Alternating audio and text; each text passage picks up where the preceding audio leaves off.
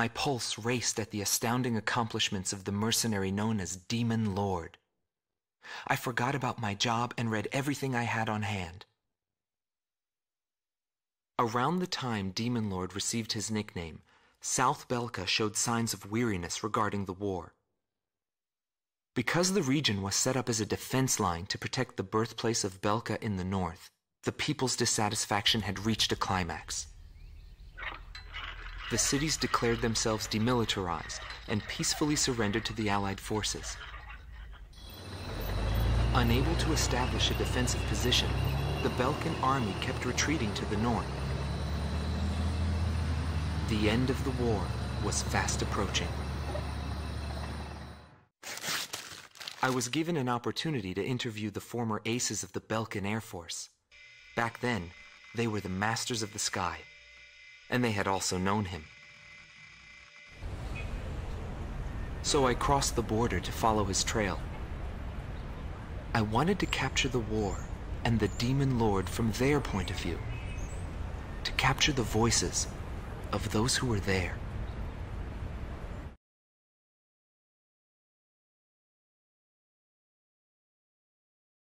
Rot Team Commander, former member of the Belkan Air Force, 2nd Air Division, 52nd Tactical Fighter Squadron, Detlef Fleischer, also known as the Red Swallow. With his skill and demeanor, he was practically a poster boy for the armed forces. Today, he is a professor of history at the University of Dinsmark.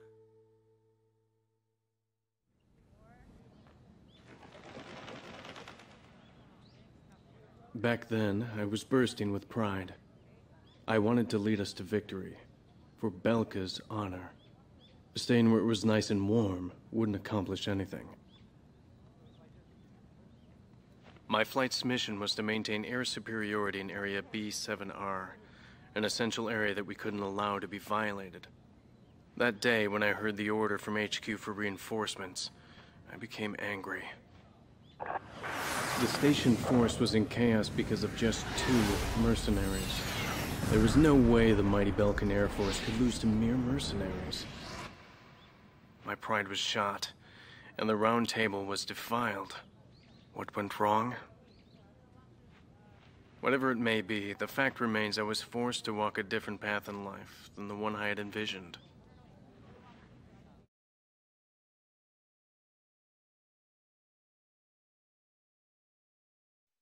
Gelb Team is number 2, former member of the Belkan Air Force, 5th Air Division, 23rd Tactical Fighter Squadron, Rainer Altman. He flew the skies of Directus during the capital's liberation, and he's still there to this day. I met him above this very sky. I can still hear the sound of the missile alerts from that day. I received an order to fly to Directus on my way back from an intercept mission on the southern defense line. The order itself wasn't unusual. We kept being deployed from one mission to the next without receiving even the basic maintenance. But the situation was the same all around. We were late reaching the operational space. The station squadrons had already retreated, and warning bells were going off in the city. And the people were looking up to his plane, high above the sky. He pursued me relentlessly. As soon as I thought I'd shook him off, there he was again. The never-ending sound of the missile alerts put fear in my heart for the first time.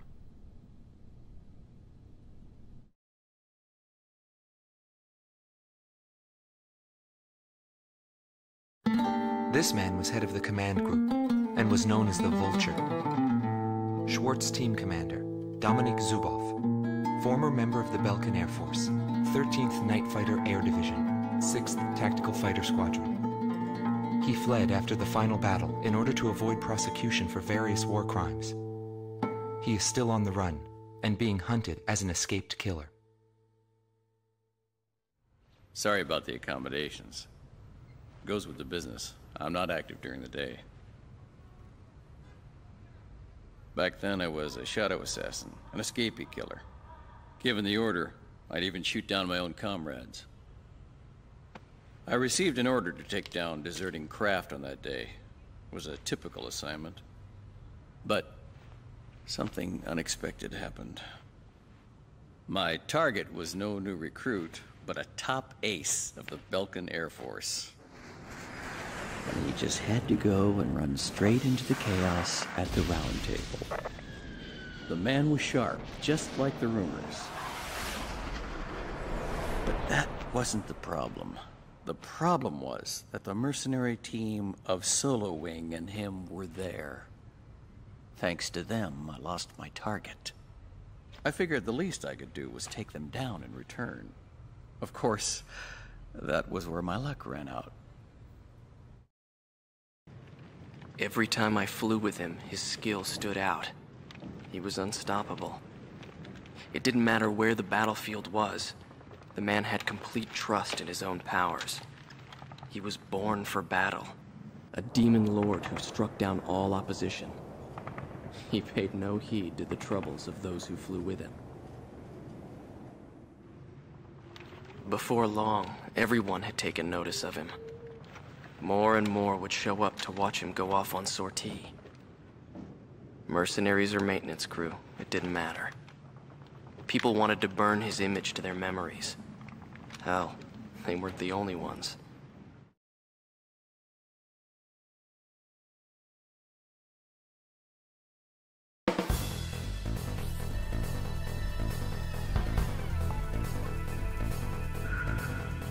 The Belkan forces are beginning to take flight. The industrial city of Hoffman is crucial to the enemy's industrial strategy and the heart of its war productions. The Allied forces have decided that all Belkan war production must be stopped to expedite the end of the war, and has requested our participation in this operation. The operation will primarily involve the bombing of ground facilities by the Allied forces' bombers. Your mission is to support those bombers and attack enemy facilities. We have achieved near total air supremacy over the target area, but don't let your guard down.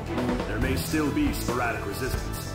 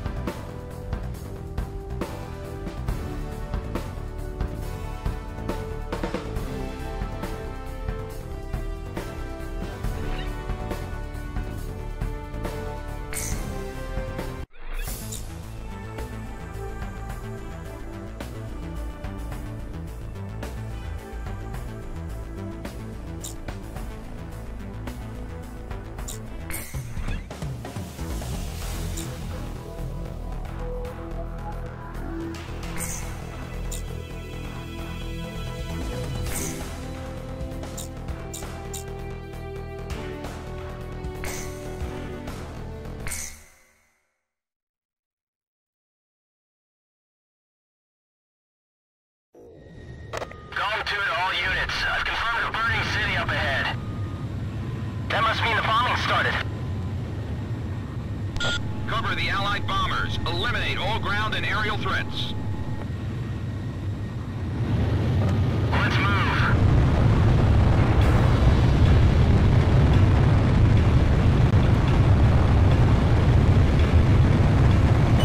To all bombers, remove no visibility to counterattack. Priority is placed on destruction over accuracy.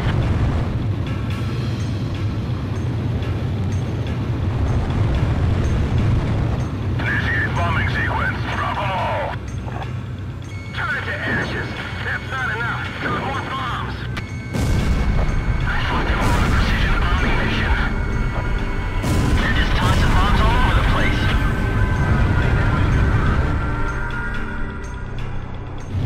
Our captain's been killed.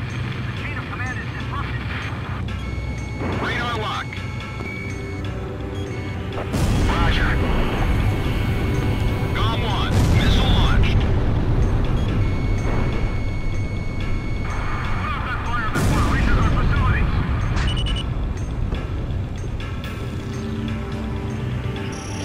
Locked on.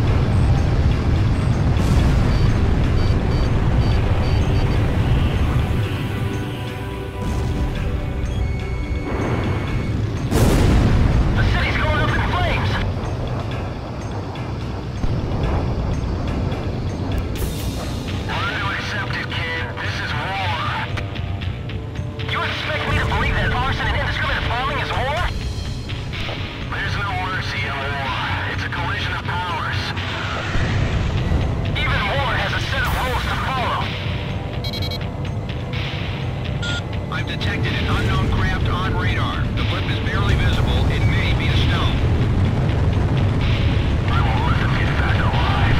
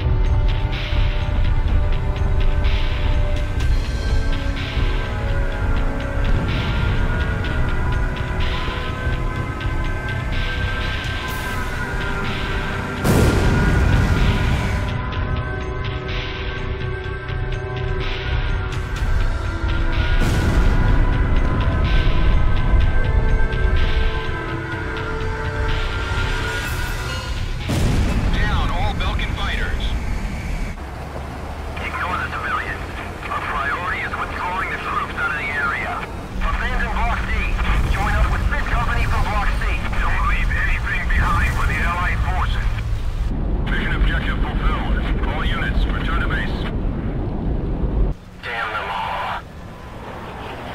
Nobody knew why they were fighting anymore. All I felt at that point was sadness for the world. That's why I...